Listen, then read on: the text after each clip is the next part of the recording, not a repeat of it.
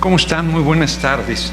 Fíjense que hoy va a ser una sesión, yo creo que ágil. Tenemos una reforma que fue citado para la 1 de la tarde, justo porque a la 1:30 se recibió en la mesa directiva. Entonces, en lo que empezamos con los temas comunicados, nos dará el tiempo para empezar y atender esta reforma.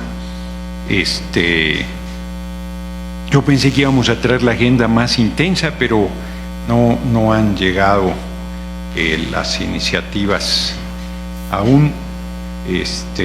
Por ello también decidí sí hacer el viaje. Yo no había salido prácticamente y decidí hacer esta salida a la reunión de presidentes de parlamentos europeos, donde está invitado nuestro país.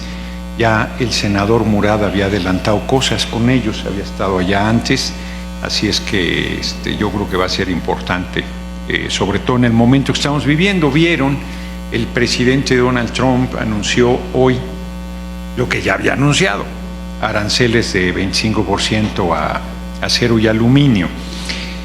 Esto entra en contradicción con el acuerdo de que todo lo que tiene que ver con el tratado no aplica los aranceles. Entonces tendrá que revisarse con el gobierno de Estados Unidos, y que además había generado la presión interna en el propio Estados Unidos de las empresas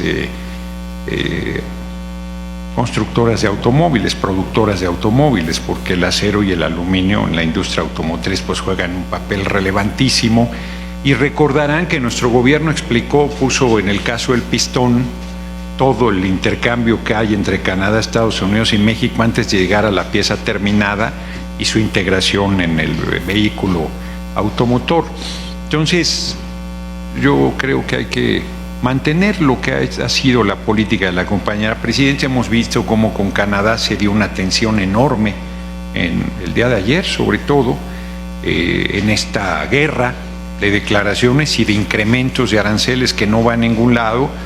Nuestra compañera presidenta no ha entrado a esa dinámica y creo que ha sido muy afortunado que así sea, y creo que nosotros debemos contribuir a la prudencia para que se logre que mantengan los acuerdos que hasta el momento se tienen.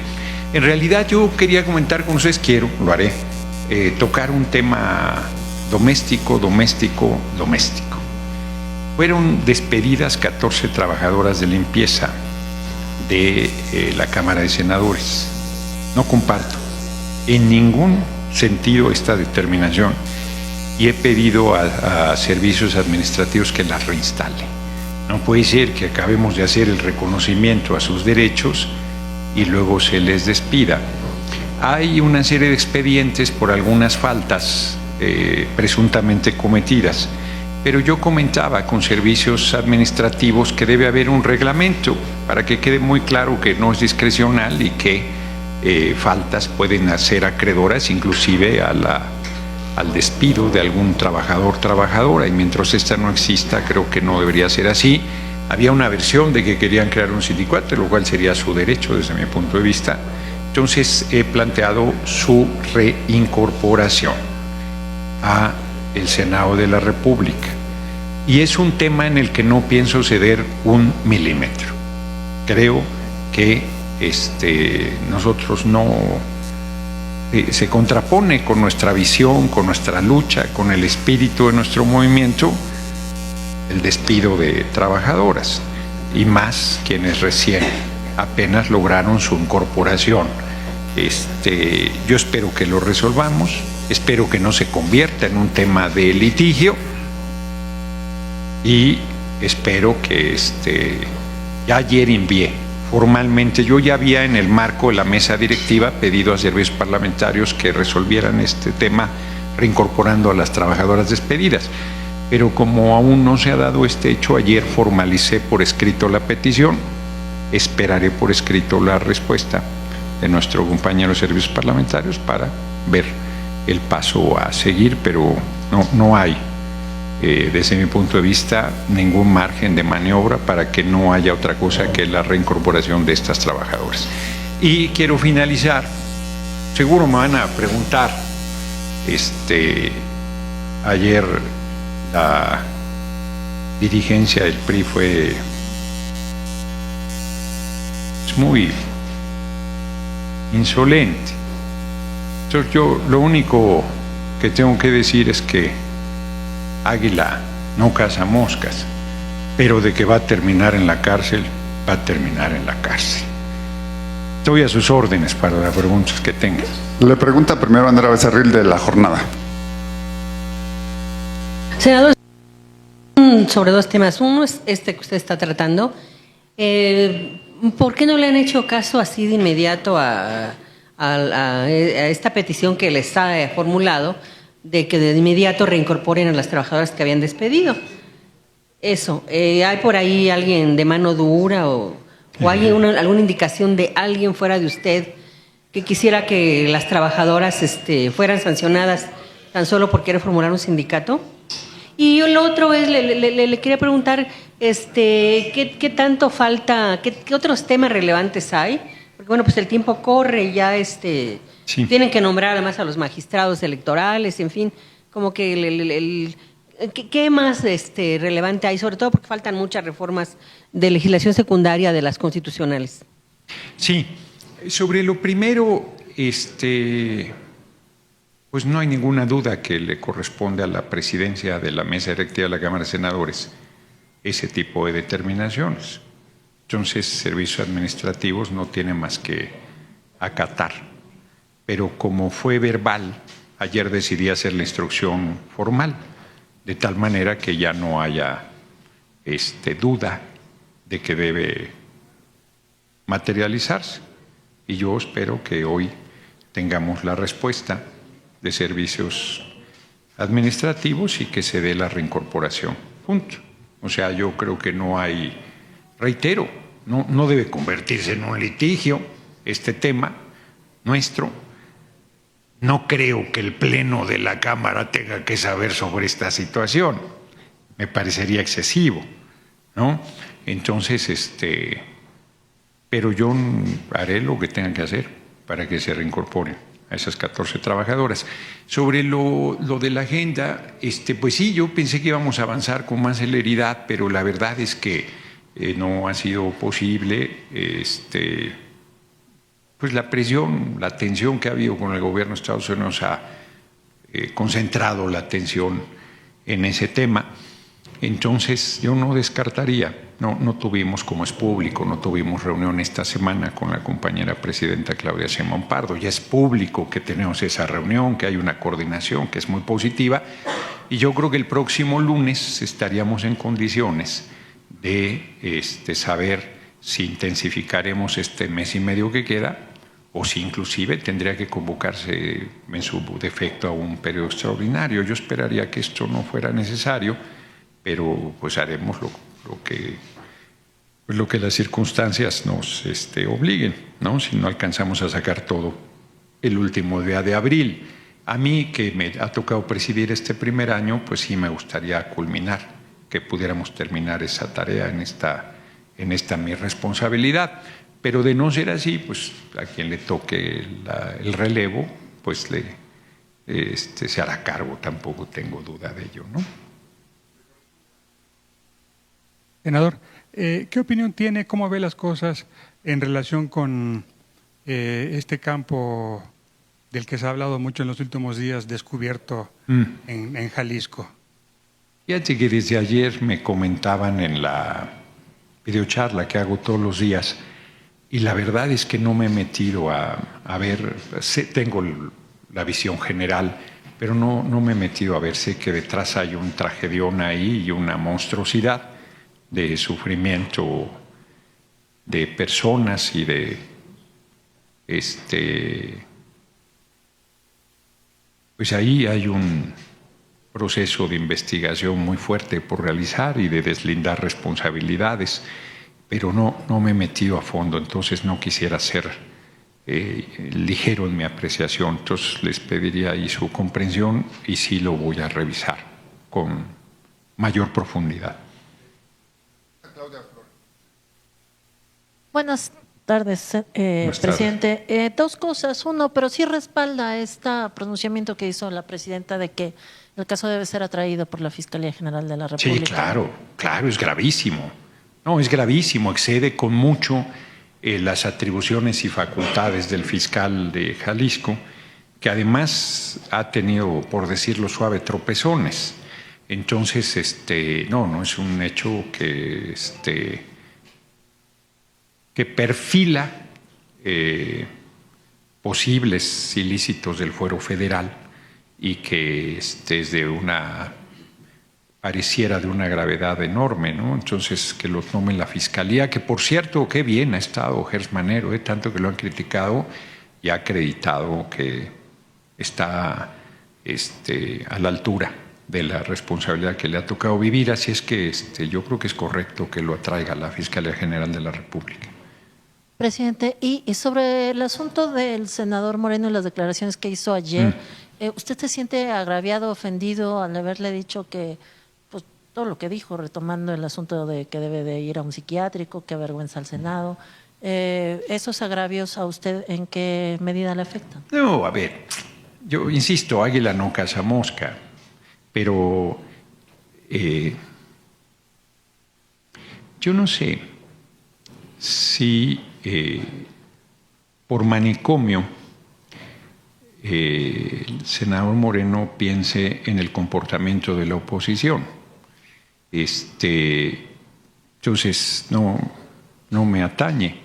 Y si habla literal de un manicomio, yo lo único que tendría que decir es que estoy absolutamente cierto que yo no acabaré en un manicomio y estoy absolutamente cierto que él acabará en la cárcel.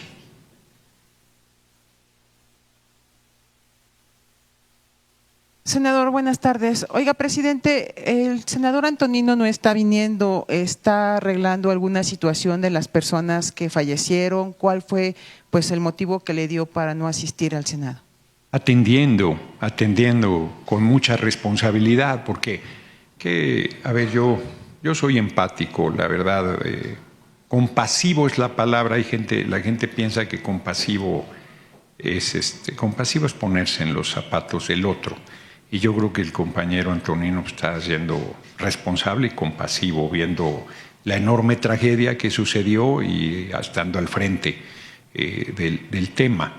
Ya la propia compañera presidenta Claudia Sheinbaum Pardo también ha dicho que se atenderá, pues dentro del tamaño de la tragedia, el respaldo a los deudos, a las personas que perdieron a un ser querido. Entonces, pues está en eso, está atendiendo el tema. Yo creo que es lo correcto, lo mínimo que se esperaría. Se dio a conocer que fue el equipo del senador quien contrató el transporte. ¿A usted le ha comentado algo sobre esta situación? No lo sé, pero la verdad es que no es relevante. A ver, pongamos que así fuese. ¿Y eso qué? ¿Eso lo hace él responsable? Pues no lo hace responsable. O sea, al parecer, hasta donde yo tengo informado, fallaron los frenos del camión. No fue un error del conductor, no es un error de quien contrató el servicio. En todo caso, de quienes son dueños de la unidad. ¿Qué responsabilidad tendría el senador por haber contratado ese servicio? Si dijeras, oye, contrató un servicio a sabiendas de que no está en buen estado, pues ¿cómo vas a hacer algo así? O sea, pues tú partes de que quien está prestando un servicio, pues lo va a hacer con la seriedad y el profesionalismo pues, que debe una empresa de transporte. Si hubo una falla, pues la empresa de transporte es la primera que tiene que responder, no quien lo contrató. Yo rento un carro y el carro le fallan los frenos, yo no soy responsable por no haber rentado ese carro, sino quien me rentó el carro, ¿no?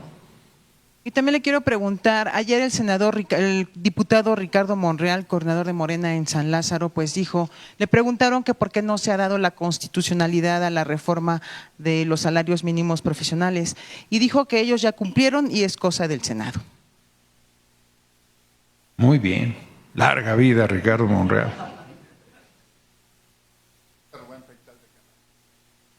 Senador, buenas tardes. Oiga, sobre las omisiones de los 3 niveles de gobierno. ¿En qué?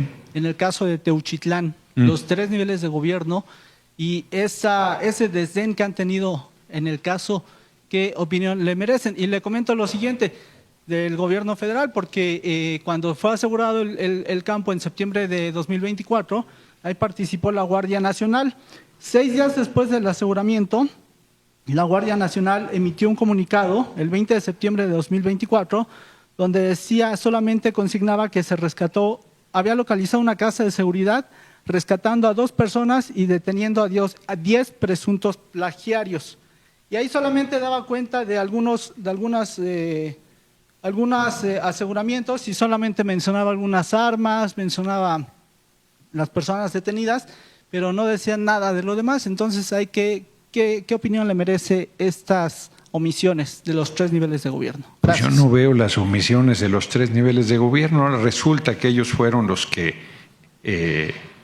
tomaron ese lugar, encontraron lo que se dijo y tenían que haberse comido un húngaro con todo y zapatos para saber qué más había ahí.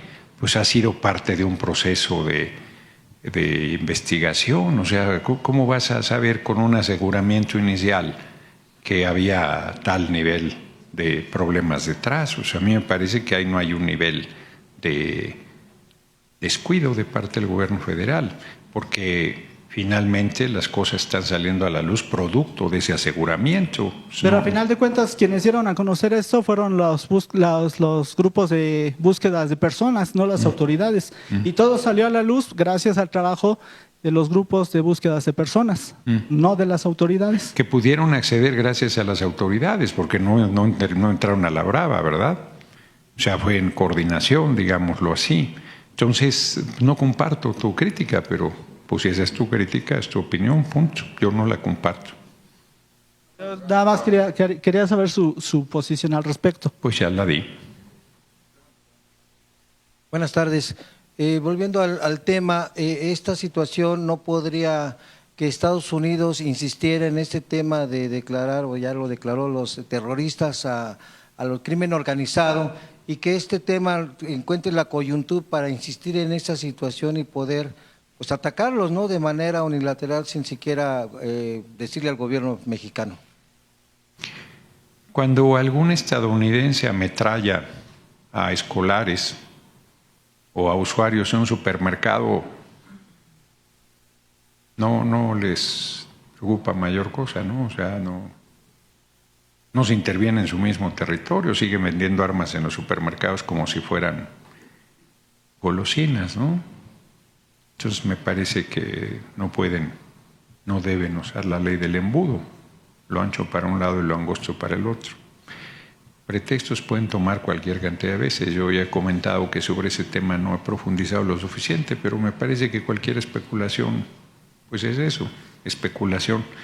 Mantiene nuestra compañera presidenta un buen nivel de comunicación con el presidente Donald Trump. Todas las expresiones públicas que ha hecho puntualmente sobre la compañera presidenta han sido elogiosas.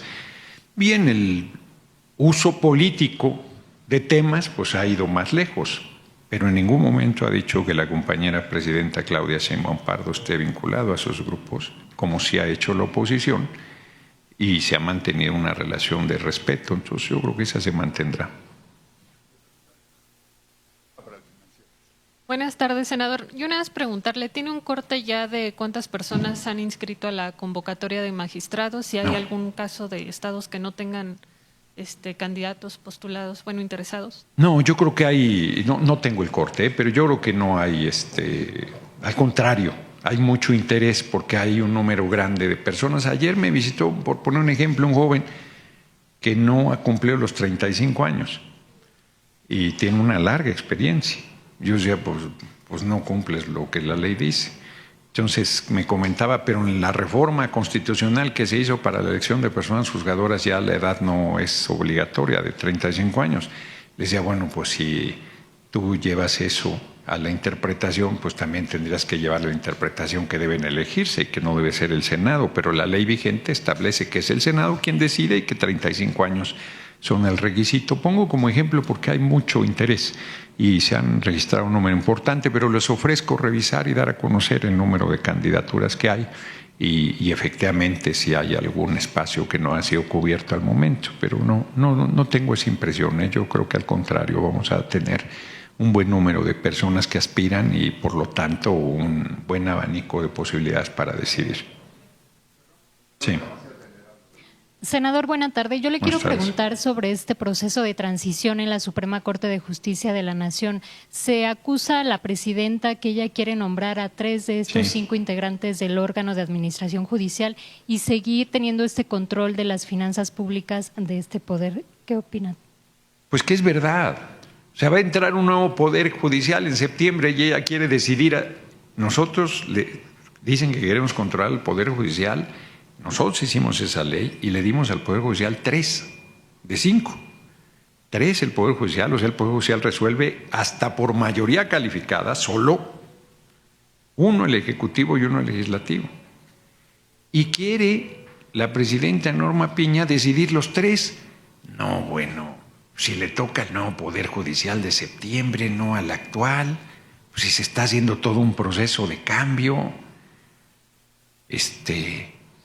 Entonces, la presidenta Norma Piña es muy voraz, pero ya lo dijo también la compañera presidenta, Claudia Sheinbaum Pardo, no tiene la mayoría calificada.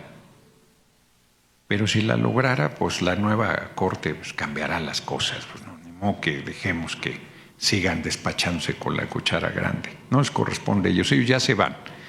Ellos ya se van. Es más, sí lo voy a decir. Si tuviera un poquito de decencia, la ministra Norma Piña ya habría renunciado al cargo, ya se habría ido, no se esperaría al último día de agosto.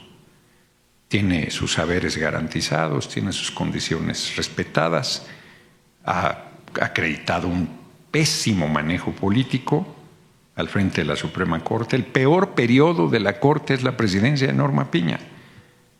Yo creo que va a cargar con ese lastre para el resto de sus días. Y me parece que una salida digna sería pues, que se hubiese separado. Pero bueno, pues hay quien se aferra al cargo hasta el último segundo. Es su derecho, también no lo discutiré. Pues muchas gracias.